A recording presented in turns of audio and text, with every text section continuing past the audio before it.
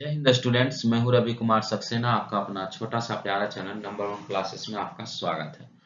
आज दिनांक 11 फरवरी 2022। ध्यान दीजिएगा मेरे प्रिय छात्रों, 11 फरवरी 2022 को एसबीटी बिहार में आपका सेकंड सेमेस्टर के छात्रों के लिए जो ग्रुप ए में है उनका इंजीनियरिंग मैकेनिक्स का एग्जाम था।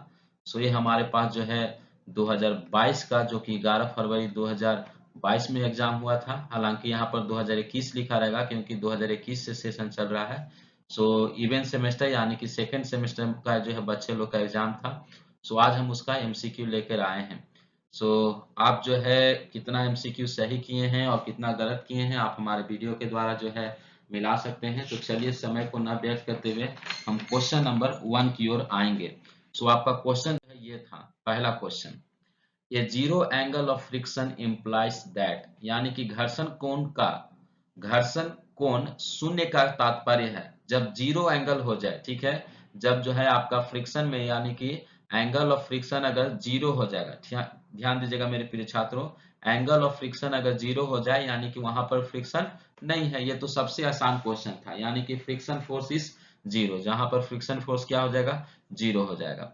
चलिए नेक्स्ट क्वेश्चन है आपका, ध्यान दीजिएगा मेरे प्रिय छात्रों।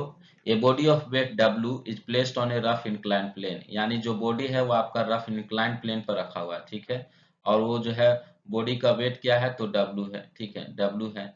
अब यहाँ पर कहा जा रहा है कि the inclination of plane with the horizontal is less than the angle of friction, यानी कि जो एंगल ऑफ फ्रिक्शन से वो कम है। तो ध्यान दीजिएगा, जब एंगल ऑफ फ्रिक्शन से कम है तो बॉडी जो है इक्विलिब्रियम में तो होगा ही होगा। ठीक है, बॉडी क्या होगा, इक्विलिब्रियम में होगा, यानी कि ऑप्शन नंबर आपका सी जो है करेक्ट आंसर है, इक्विलिब्रियम में होगा। ठीक है, चलिए नेक्स्ट क्वेश्चन की ओर चलते हैं।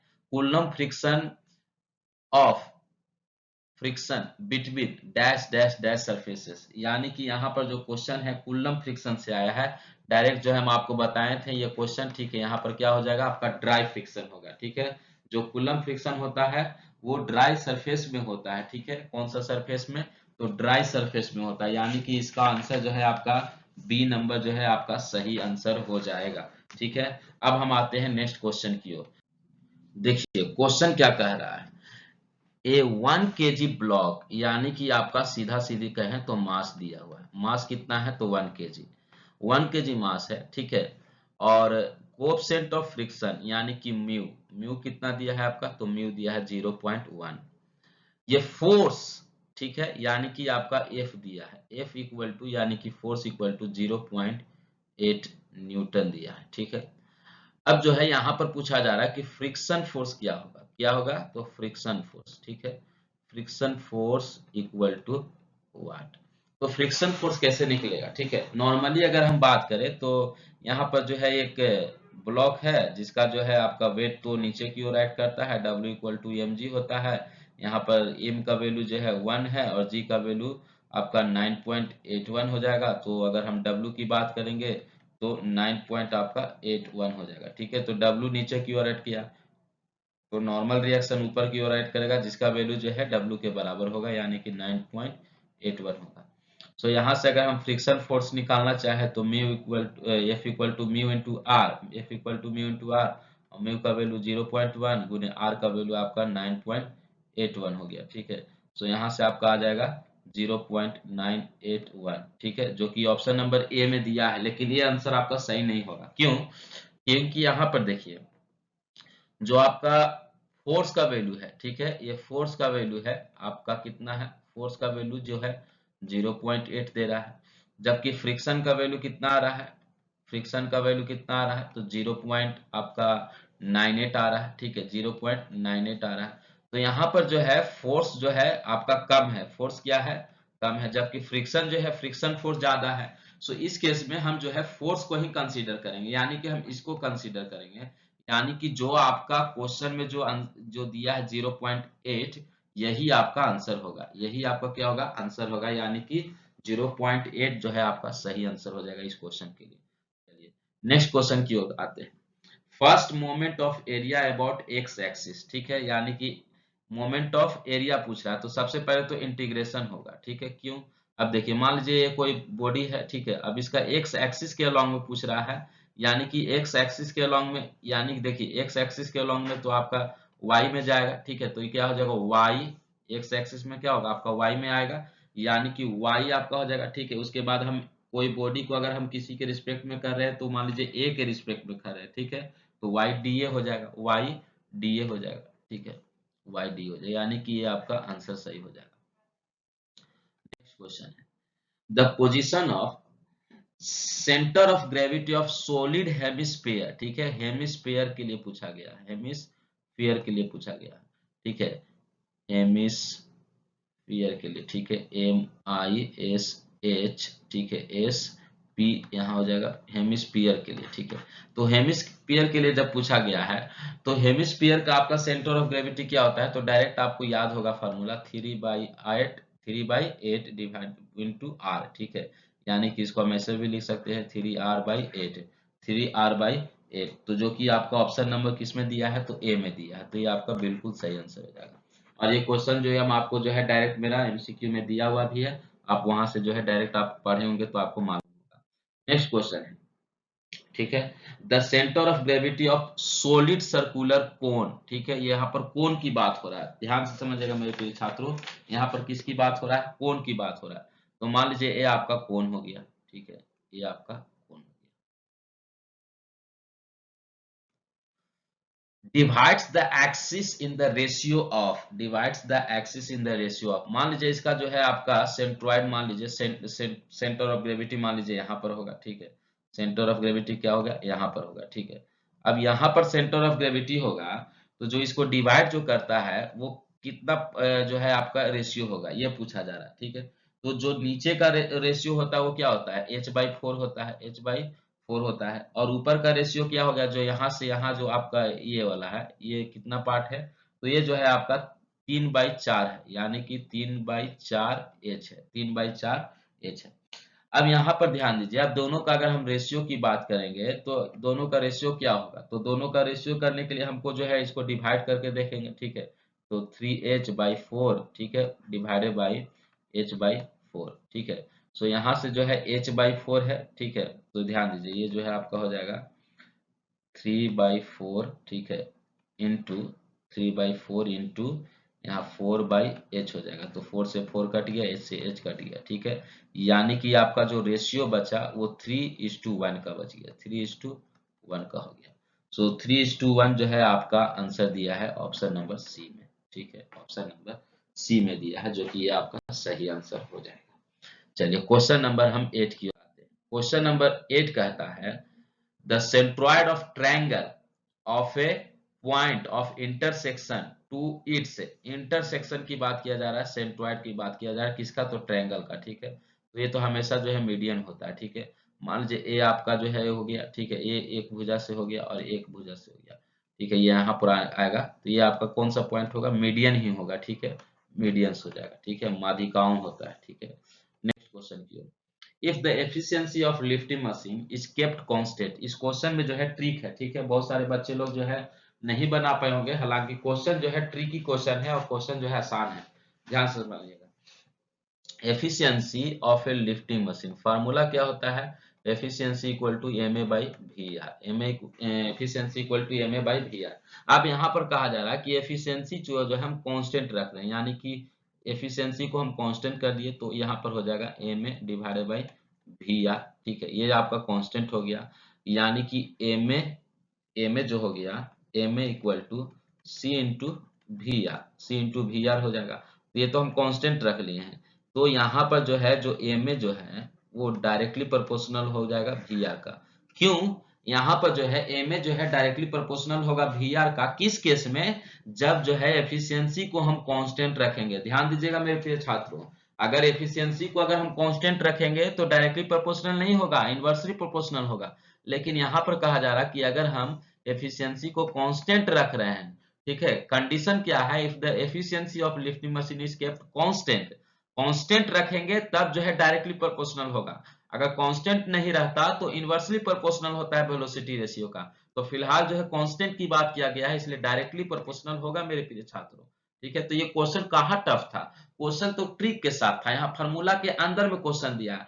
अब बच्चा सोच रहा होगा कि सर मेरा क्वेश्चन लड़ काहे नहीं रहा, तो लड़ेगा कैसे, आप जो है तैयारी के साथ अगर आप रहिएगा, थोड़ा सा ट्रिक वाला क्वेश्चन है, थोड़ा सा आप मेहनत करते तो ये क्वेश्चन जो है बन जाता है। ठीक है, जैसे कि यहाँ पर हम फिर से आपको समझा दें, ध्यान दीजिएगा ताकि आपको जो है समझ में आ जाए। यहाँ पर कहा जा रहा है कि एफिशिएंसी, तो एफिशिएंसी का फार्मूला जो है आपका होता है MA बाई VR, सबको जानते हैं। ठीक है, MA बाई VR। अब कह रहा है कि हम एफिशिएंसी को कांस्टेंट रख देंगे, तो एफिशिएंसी को कांस्टेंट किए। ठीक है, एफिशिएंसी को कांस्टेंट किए तो MA बाई VR हो जाता है। ठीक है, अब ये कांस्टेंट है तो MA इक्वल टू क्या होगा, तो C इंटू VR। अब यहाँ पर ये तो कांस्टेंट है, ठीक है, तो यानी कि MA जो है किसका प्रोपोर्शनल है, तो VR का हो जाएगा। ठीक है, कांस्टेंट है तो VR का हो जाएगा। नेक्स्ट क्वेश्चन की ओर चलते हैं मेरे छात्रों। 10 number question, the law of machine. ठीक है, लॉ ऑफ मशीन क्या होता है, तो यहाँ पर लॉ ऑफ मशीन होता है आपका P equal to MW plus C, P equal to MW plus C, जहाँ पर P किया है तो एफर्ट है, P किया है एफर्ट है, और W किया है तो लोड है। यानी कि ये जो है एफर्ट और लोड के बीच में रिलेशन को शो करता है। सो एफर्ट और लोड के बीच में, जो कि ऑप्शन नंबर डी में आपका दिया हुआ है। ठीक है, ऑप्शन नंबर डी में दिया हुआ है, एफर्ट और लोड के बीच में जो है ये रिलेशन को शो करता है मेरे प्रिय छात्रों। ठीक है, ये क्वेश्चन जो है कितना आसान था। चलिए नेक्स्ट क्वेश्चन की ओर। तो क्वेश्चन जो है 11 नंबर इस तरह से कहता है, ए वेट ऑफ 1 किलो न्यूटन, यानी कि सीधा सीधी कहा जाए तो वेट दिया हुआ है कितना, तो 1 किलो न्यूटन। सो डब्ल्यू हो गया आपका 1 kilo newton, lifted by effort, यानी कि एफर्ट दिया है P equal to 80 newton, P equal to कितना दिया है 80 न्यूटन, और वेलोसिटी रेशियो आपका दिया है VR equal to 20, VR equal to 20। अब पूछ रहा है कि ये जो मशीन जो है क्या है। ठीक है, तो देखिए ये जो है क्वेश्चन ज्यादा टफ नहीं है, लेकिन जो बच्चा पढ़ेगा नहीं तो उसके लिए तो टफ होगा। अब यहाँ पर जो है मशीन क्या है, रिवर्सिबल है कि नॉन रिवर्सिबल है, तो रिवर्सिबल होगा कि नॉन रिवर्सिबल होगा, उसके लिए हमको एफिशिएंसी निकालना पड़ेगा। तो एफिशिएंसी का फार्मूला होता है MA by VR, MA by VR, और MA का फार्मूला होता है W बाई P, तो W by P divided by VR, यानी कि एफिशिएंसी इक्वल टू W कितना दिया हुआ है, तो W 1 किलो न्यूटन में दिया है, तो इसको न्यूटन में बदल देंगे तो 1000 न्यूटन हो जाएगा। ठीक है, तो 1000 Newton divided by VR, sorry यहाँ पर P, तो P कितना है, तो P आपका 80 है। ठीक है, डिवाइडेड बाई VR, तो VR आपका 20 है। ठीक है, सो ये इधर इस तरह से होगा 100, सॉरी 1000 बटा में 80, 1000 बटा में 80 गुने 1 बटा में 20, 1 बटा में 20। ठीक है, सो यहाँ से आपका क्या हो जाएगा, तो एक जीरो से एक जीरो कट गया, फिर एक जीरो से एक जीरो कट गया, यानी कि आपका क्या बचा, तो ऊपर में आपका 10 बच गया, और गुने 8 गुने 2 बच गया। ठीक है, तो ये आपका हो गया 5, यानी कि 5 बटा में 8 हो गया, 5 बटा में 8 हो गया, जो कि 5 बटा में 8 आपका कितना आएगा, तो लगभग जो है आपको 62 जो है 0.62 के आसपास में आएगा। ठीक है, 5 बटा में 8 जो है आपका 0.62 के लगभग में आएगा। ठीक है, इसको आप देख लीजिएगा, तो जब 0.62 के लगभग में आएगा, यानी कि आपका जो है मशीन जो है greater than greater than 50% efficiency हो गया। ठीक है, ग्रेटर देन 50% एफिशिएंसी हो गया, तो इसको हम बोलेंगे रिवर्सिबल मशीन। कौन सा मशीन बोलेंगे, रिवर्सिबल मशीन बोलेंगे। जब हमारा एफिशिएंसी 50 से ऊपर हो जाएगा तो रिवर्सिबल मशीन हो जाएगा, तो यहाँ पर 50 से ऊपर है तो ये रिवर्सिबल मशीन का एग्जाम्पल है। तो कितना क्वेश्चन आसान था, लेकिन आपको समझने का फेर है। ठीक है, जब तक आपको समझ में नहीं आएगा तब तक आप जो है क्वेश्चन को नहीं बना सकते हैं। नेक्स्ट क्वेश्चन, अब देखिएगा यहाँ पर जो है आपको ट्रिक वाला क्वेश्चन है, the velocity ratio of single purchase binge crab, ठीक है, कैन बी इंक्रीज बाय। अब यहाँ पर लोड ड्रम का चर्चा किया है, टीथ का चर्चा किया है, हैंडल का चर्चा किया है, तो तीनों चीज को बारे में आपको जानकारी होना चाहिए। जैसे कि मान लीजिए सिंगल परचेस क्रैब इंच है, तो इसका वेलोसिटी रेशियो का फॉर्मूला क्या होता है मेरे प्रिय छात्रों, तो इसका वेलोसिटी रेशियो का फॉर्मूला होता है D by D into T1/T2। ठीक है, D by D into T1/T2। अब जहां पर डी क्या है, ठीक है, डी क्या है, तो डी जो है नंबर ऑफ, ठीक है, ये जो है सॉरी डायमीटर है, किस क्या है, डायमीटर है, तो डायमीटर किसका है, तो आपका जो है एफर्ट व्हील का है, एफर्ट व्हील का डायमीटर है। ठीक है, और स्मॉल डी यानी कि ये जो है डायमीटर है, डायमीटर है, डायमीटर ऑफ एफर्ट व्हील। ठीक है, एफर्ट व्हील, और जो स्मॉल डी है वो क्या है, तो डायमीटर है, ये किसका है, डायमीटर ऑफ, ये आपका हो जाएगा लोड ड्रम का, लोड ड्रम का। ठीक है, लोड ड्रम का। सो यहाँ पर जो डी है, ठीक है, वो नीचे में है, ठीक है। उसी तरह से अगर हम T1 की बात करें तो ये जो है गियर में होगा T1, और अगर हम T2 की बात करें तो पिनियन का तीत है, ठीक है, पिनियन का तीत है। दोनों जो है तीत है, लेकिन तीत किसका है वो समझना है। तो T1 जो है गियर का तीत है और T2 जो है पिनियन का तीत है। अब ध्यान दीजिएगा, फार्मूला क्या है, D/D इंटू T1/T2। अब देखिए, अगर हमको इंक्रीज करना है तो कोई भी चीज को अगर हमको इंक्रीज करना है तो ऊपर वाला वैल्यू को बढ़ाएंगे तब इंक्रीज हो सकता है। यानी कि इंक्रीज करने का क्या तरीका है, तो इंक्रीज करने का दो तरीका है, ठीक है। तीन तरीका है वो भी हम आपको बताएंगे, लेकिन अभी फिलहाल फार्मूला से दो तरीका कौन है वो बताएंगे। एक तो हम ऊपर का डायमीटर को हम इंक्रीज कर सकते हैं, यानी कि कौन सा डायमीटर, तो एफर्ट व्हील का डायमीटर, एफर्ट व्हील का डायमीटर अगर हम बढ़ाएंगे तो बढ़ेगा। दूसरा, नंबर ऑफ टीथ हम बढ़ा सकते हैं, लेकिन कौन सा number of teeth, number of teeth जो है गियर का बढ़ाएंगे तब बढ़ेगा। ध्यान से देखिएगा, गियर का बढ़ाएंगे तब बढ़ेगा। अब ऑप्शन में आइएगा, ठीक है। Increasing the radius of load drum, load drum क्या है, नीचे है, तो नीचे बढ़ाने से थोड़ी ना बढ़ेगा, नीचे बढ़ा दीजिएगा तो आप घट जाएगा तो खत्म। Increasing the number of teeth on pinion, तो पिनियन को बढ़ाने से थोड़ी ना होगा, आप गियर का बढ़ाते तब ना बढ़ता, तो ये भी खत्म। Increasing the length of Henle, हाँ इससे हो सकता है, अगर हम उसका हैंडल बढ़ा देंगे, अगर आप सिंगल परचेस क्रैप बेंच का देखे होंगे, अगर आप उसका हैंडल बढ़ा दीजिएगा तो टॉर्क बढ़ जाएगा, ठीक है। देखिए लेंथ का बढ़ने से क्या होता है, लेंथ को बढ़ने से क्या फर्क होता है, लेंथ के बढ़ने से टॉर्क बढ़ जाता है, ठीक है। जब टॉर्क बढ़ेगा तो पावर जो है ज्यादा जनरेट होगा, ठीक है। और जब पावर जनरेट ज्यादा होगा तो एफिशिएंसी ज्यादा होगा, ठीक है। यही है इसका जो है कॉन्सेप्ट था। अब ये कॉन्सेप्ट जिसका क्लियर नहीं रहेगा वो सही आंसर नहीं लगा सकता है। और देखिए, इसको सही आंसर लगाने के लिए आप जो है फार्मूला का भी यूज करते तो आपको जो है पता चल जाता। सिंगल परचेस स्क्रैप बेंच का फार्मूला अगर आप लगाते ना तो आपको पता चल जाता। तो यहाँ पर जो है लेंथ जो है आपको बढ़ जाएगा, तबे जो है आपका इसका एफिशिएंसी जो है बढ़ सकता है, ठीक है। जब हम लेंथ जो है हैंडल का लेंथ बढ़ाएंगे तब। ये हो गया 12 नंबर क्वेश्चन। आई होप आपको किसी को डाउट नहीं होगा। 13 नंबर में क्वेश्चन आएंगे। ये क्वेश्चन जो है एकदम मेरा जो है आपको जो है एकदम आसान क्वेश्चन है, मेरा पीडीएफ में भी होगा। A beam supported on more then one support, ठीक है। तो देखिए, मान लीजिए एक बीम है, अब एक से ज्यादा है, ठीक है, एक से ज्यादा है, मोर देन टू सपोर्ट दिया है, सॉरी टू सपोर्ट दिया है। तो दो से जब ज्यादा है तो मान लीजिए एक हो गया, दो हो गया, तीन हो गया, चार हो गया, तो इस तरह का बीम को हम क्या बोलते हैं, तो इस तरह के बीम को हम कंटिन्यूअस बीम बोलते हैं। कौन सा बीम बोलते हैं, कंटिन्यूअस बीम, ठीक है। यानी कि ये जो है कंटिन्यूअस धारण हो जाएगा, कंटिन्यूअस बीम बीम हो जाएगा आपका, ठीक है, क्योंकि दो से ज्यादा है ना जी। जब दो से ज्यादा रहेगा तो कौन सा बीम होगा, तो दो से ज्यादा रहेगा तो आपका हो जाएगा कंटिन्यूअस बीम, ठीक है। ये beam supported on more than two support, तो दो सपोर्ट से ज्यादा होगा तो आपका कंटिन्यूअस बीम हो जाएगा। एकदम आसान क्वेश्चन था। अब ये क्वेश्चन को देखिए, यहाँ पर आपका हिंज के बारे में पूछा गया। हम आपको बार बार क्वेश्चन बताते थे कि जब हिंज रहे तो उसके पास दो सपोर्ट होता है और रोलर के पास जो है एक होता है, ठीक है। हम बार बार आपको बताए भी हैं और ये क्वेश्चन सेम टू सेम आया भी है, ठीक है। अब छात्र लोग बोलेंगे कि सर आपका बताया हुआ क्वेश्चन नहीं आया है, तो आप पढ़िएगा तब ना, क्लास में याद रखिएगा तब ना, ठीक है।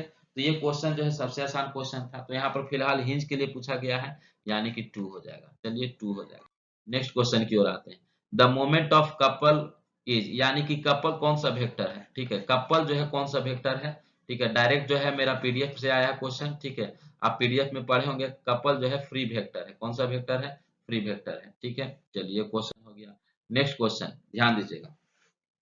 The forces whose line of action are parallel to each other, ठीक है। यानी कि दो गो फोर्स है, ठीक है, दोनों का लाइन ऑफ जो है, दोनों का क्या है, तो पैरेलल है, ठीक है। चलिए दोनों पैरेलल है, ठीक है, लेकिन कह रहा है कि सेम डायरेक्शन में भी है, सेम डायरेक्शन में भी है, तो पैरेलल है दोनों। सबसे पहले तो ये पैरेलल फोर्स हो जाएगा। अब सेम डायरेक्शन में है तो लाइक पैरेलल फोर्स हो जाएगा, ठीक है। अगर डिफरेंट डायरेक्शन में रहता तो अनलाइक पैरेलल फोर्स हो जाता, ठीक है, ये अनलाइक पैरेलल फोर्स होता है। लेकिन फिलहाल जो है अभी पूछा गया है कि सेम डायरेक्शन में है, तो जब सेम डायरेक्शन भी है तो आपका कौन सा आंसर हो जाएगा, तो सेम डायरेक्शन में है तो आपका हो जाएगा लाइक पैरेलल फोर्सेस, ठीक है। क्या हो जाएगा, लाइक पैरेलल फोर्सेस। एकदम सिली मिस्टेक आप लोग जो है करके आए होंगे। अगर आप ये सब जो है मिस्टेक नहीं किए होंगे तो आपको नंबर जो है बढ़ने का चांस है, क्योंकि क्वेश्चन जो है आपको थोड़ा सा जो है सोचने वाला क्वेश्चन है, और इस क्वेश्चन से मैं खुश हूं कि ऐसा टाइप का क्वेश्चन जो है इंजीनियरिंग लेवल का दिया है, ताकि बच्चा जो है थोड़ा सा सोच सके, ठीक है। ये सोचने वाला क्वेश्चन है। देखिए क्वेश्चन जो है आपका, the resultant of two equal forces, ठीक है। तो यहाँ पर ध्यान देने वाली बात है, जो फोर्स है, दो गो फोर्स है। कौन सा फोर्स है? दो गो फोर्स है। तो दो गो फोर्स है तो सबसे पहले आंख मूंद के ये वाला फॉर्मूला लगे, R इक्वल टू F1 का स्क्वायर प्लस F2 का square plus 2F1 into F2 cos theta.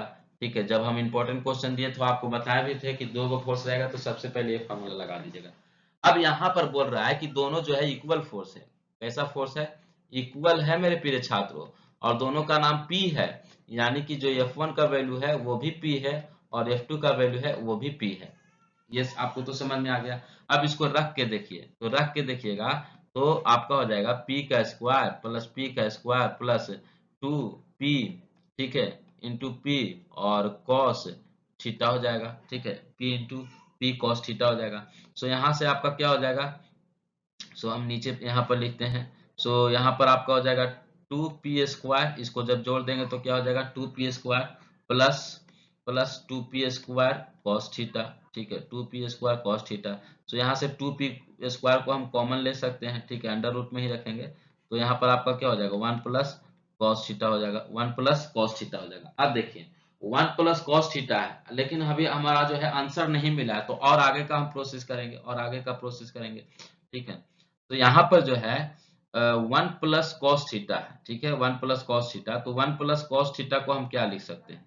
1 plus cos theta को हम क्या लिख सकते हैं? तो ये जो है फार्मूला है। ठीक है, 1 प्लस कॉस थीटा जो है आपका फार्मूला बनेगा, हाफ एंगल का फार्मूला है। कैसा फार्मूला है? हाफ एंगल का। तो इसको हम लिख सकते हैं 2 sign square theta by 2, 2 sign square theta by 2। तो यहाँ पर देखिए 2 साइन स्क्वायर थीटा बाई 2, तो आपका क्या हो जाएगा? यहाँ पर यहाँ हम लिख दे रहे हैं रूट अंडर 2P स्क्वायर गुने 2P स्क्वायर गुने 2 साइन स्क्वायर थीटा बाई 2। तो यहाँ पर 2 से 2 मल्टीप्लाई होगा तो 4 हो जाएगा, 2 से 2 हो जाएगा तो क्या हो जाएगा? 4 हो जाएगा, यानी कि यहाँ पर हम आपको जगह खाली करके लिख रहे हैं।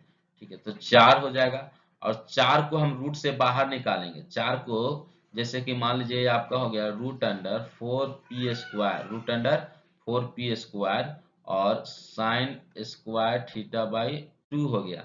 अब इसको रूट से बाहर निकालेंगे तो 2P हो जाएगा, 2P हो जाएगा और स्क्वायर है साइन स्क्वायर, तो साइन थीटा बाई 2 हो जाएगा केवल।